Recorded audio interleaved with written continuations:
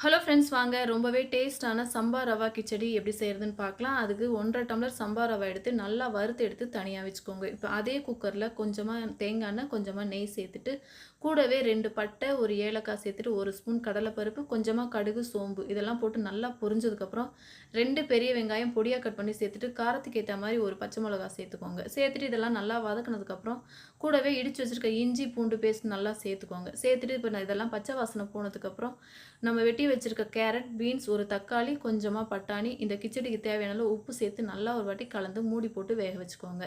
இப்போ எடுத்து பார்த்தீங்கன்னா, ஓரளவுக்கு நல்லா வெந்திருக்கும். இதுக்கப்புறம் கொஞ்சமா மஞ்சத்தூள், 1/4 ஸ்பூன் தனி மிளகாத்தூள் இதெல்லாம் சேர்த்து நல்லா ஒரு வாட்டி கலந்ததுக்கப்புறம், கொஞ்சமா புதினா, நம்ம வறுத்த சம்பா ரவா இதையும் சேர்த்துட்டு நல்லா ஒரு வாட்டி கலந்துட்டு, இந்த சம்பா ரவா கிச்சடிக்கு தேவையான அளவு தண்ணி சேர்த்துக்கலாம். இப்போ 1 டம்ளர் ரவைக்கு 1 1/2 டம்ளர் தண்ணி சேர்த்திங்கன்னா கரெக்ட்டா இருக்கும். இப்போ மூடி போட்டு லோ ஃப்ளேமில் ஒரு விசில் விட்டு எடுத்தீங்கன்னா, சூப்பரான சம்பா ரவா கிச்சடி ரெடி ஆயிரும்.